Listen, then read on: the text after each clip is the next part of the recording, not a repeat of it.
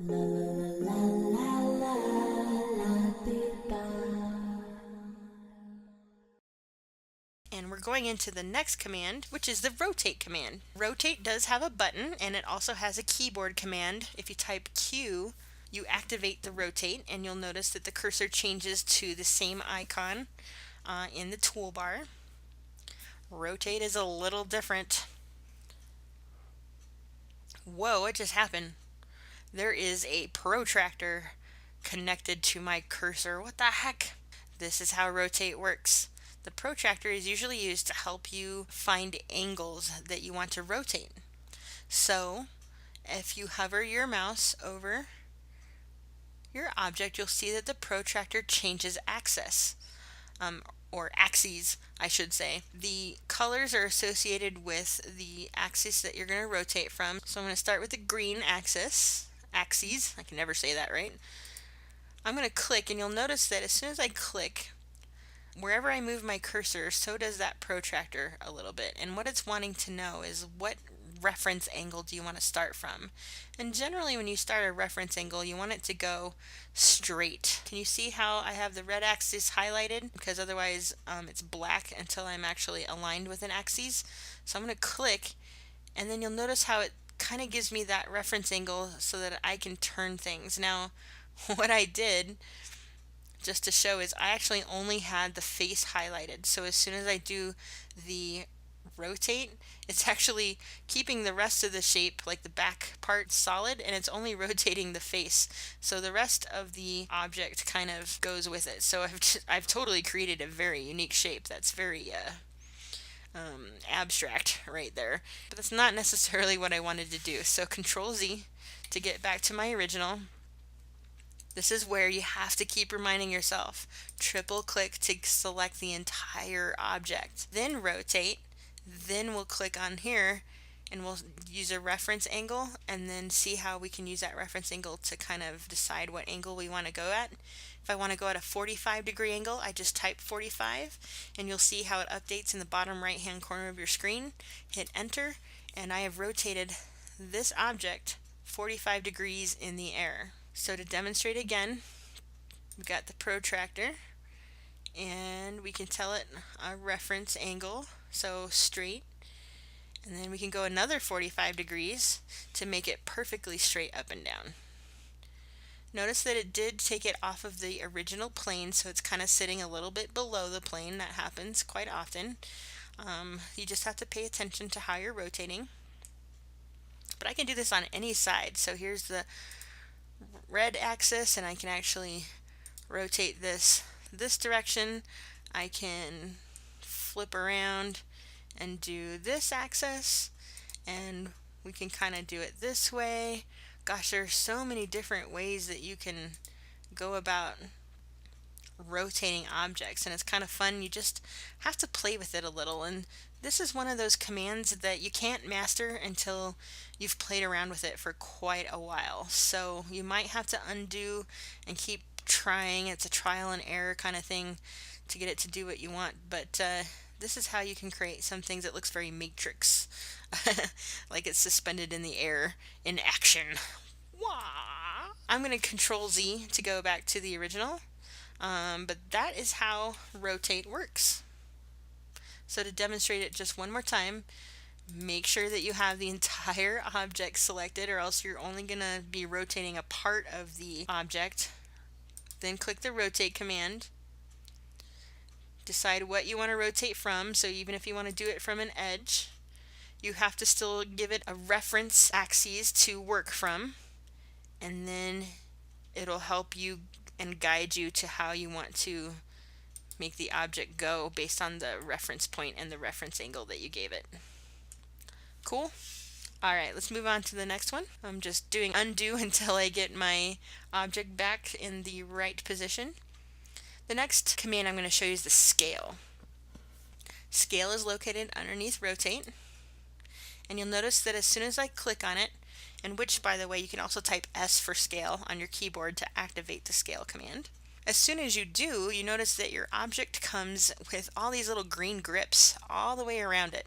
You'll see corner grips, middle edge line grips as well as middle face grips. So this is how scale works. Scaling obviously makes an object bigger or smaller. If you click and grab the corner grips, you can make the object bigger or smaller in proportion. If you hold shift, you take it out of proportion and then you can kind of re-establish the lines of the shape that you want. As soon as you hit unshift or let go of shift, it'll go back into proportion. Now if I want to make this twice as big, you'll notice in the bottom right hand corner that there's a scale factor. 1 means that the object is going to be scaled at its original size. If I type 2 and hit enter, the object is now twice the size, and it's twice the size on all axes. It's not just twice the size on one. So XYZ gets doubled. If I type 0.5, that is the decimal for half, and it will scale the object to half of its size. And of course you can go back to 1 if you want to, and that would work as well. You can do 0.33 for a third of the size. There's so much that you can do with scale. So that's the corner grips and how the scale works in general. If I choose a face grip like this one right here on the side, it'll allow me to stretch or squish the shape as I see fit. So again, there is a scale factor on the bottom. 1 will bring it back to its original shape. 2 will elongate it twice the size that it was. 0.5 will elongate it half the size that it was, and 1 brings it back to the middle. Then you have these center edge grips, not the corners and not the face, it's the center on the edge, and that allows you to modify the shape on 2 axes. So this one would be the X and Y axes. And again, you'll see down at the bottom that there's 2 scale factors that you can type in. And then you can also play with the Z-axis and kind of see how you can get your shape to maneuver and manipulate there as well. That's basically all there is to scale. So to demonstrate one more time, select your entire object. I'm going to type S for scale. That way you get the green boxes, and then you can kind of play with how you want your shape to look in a little bit of a different way than you normally did before. This can also be applied to 2D objects. The basic seam grips are going to show up. You just don't get obviously center face grips or anything like that. You really just get the ones that you see on the side. You get a corner grip and then you get a midline edge grip, but you don't get a face grip necessarily. So that's scale. Let's move on to mirror. Now to demonstrate mirror, I'm going to need to manipulate the shape a little bit. So what I'm going to do is I'm going to take the pencil tool and I'm going to draw a line down the middle of this shape. Click and click. And you'll notice now that with my selector, I have 2 faces that I can work with now. I'm going to use the push-pull, and I'm going to drag this out just a little bit just to kind of show you a shape with a different look to it. That'll help us see mirroring a little bit better. I'm going to click the black arrow, and I'm going to kind of shift around a little bit. I'm going to zoom out just so that you can see. And what I want to do is I want to create a mirrored image of this shape, and that's combining copy and scale together in the command. So again, there's no button for this. There's no keyboard shortcut for mirroring an object. It's just a strange little command series that you do to get the shape to do what you want to. So the first step, as always, is to select your object. I'm going to make a copy of that object, so move, control, copy, and just bring it out, and I'm going to really bring it far out, and you'll see why here in a second. So that looks good, but I want to make a mirrored image of it. So with the copy still selected and highlighted, I'm going to choose scale. I'm going to get these green grips going, and I'm going to choose this side to mirror from, and I'm going to choose the middle face button, and I'm going to push it all the way back until it goes to the other side. And you'll notice in the bottom right hand corner it says red scale -1. So that tells me the negative is a mirror because I'm going back from the original plane, and 1 tells me that it's scaled correctly. It's scaled to the original, and I'm just going to let go, And I'm going to kind of orbit around so that you can see that I made a mirrored image of that shape. So let's demonstrate that one more time. Let's make one here, except I'm going to show you something that can happen that can be very frustrating. So I'm going to select the object I want to mirror, make a copy, move, control, drag. This time I'm not going to go as far as I did before.